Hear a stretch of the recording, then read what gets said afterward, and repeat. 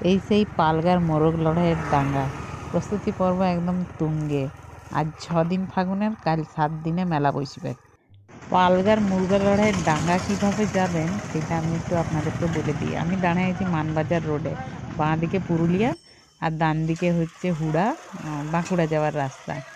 আমি এই যে ট্রাফিক একদম দাঁড়ায় আছি, বাঁ দিকটা এই যে এসবিএসটি দাঁড়ায় আছে, আর ওই যে ডান দিকে ম্যাজিকটা গেল কচাটার রাস্তাটা দিয়ে। এই কচাটা দিয়েই যাব। এই যে এই রাস্তাটা চলে যাবে হাতিমারা ডাইরেক্ট। এই যে এটা হচ্ছে হাতিমারা গ্রামও পৌঁছে গেলাম। এটা শিল্পী গ্রাম, পুরুলিয়ার বিখ্যাত। প্রতিটা দেওয়ালে কিন্তু দারুণ নকশা করা। এরপর আমরা সোজা রাস্তা বরাবর চলে যাব। এই যে পালগা মোড়ে উঠলাম, বাঁ দিকে শিব মন্দির আর ডান দিকের এই রাস্তাটা আসছে হুড়া থেকে। এই যে এবার এই শিব মন্দিরের এখানে এই লোকটার পেছন বরাবর আমরা সোজা রোডে চলে যাব কাশীপুর দিকে।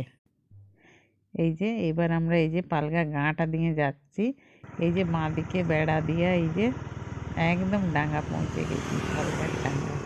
এই ডাঙ্গাটা কাল একদম জমজমাট থাকবে, প্রচুর গাড়ি আর লোক যেন পুরো একদম জমজমাট হয়ে থাকবে। পার্শ্ববর্তী ঝাড়খণ্ড, উড়িষ্যা রাজ্য থেকেও কিন্তু মুরগা লড়াই করতে লোক আসে। আর যেটা দেখতে পাচ্ছেন এটাই হচ্ছে মুরগা লড়াইয়ের আখড়া। মুরগা লড়াইয়ের নেশা কিন্তু মারা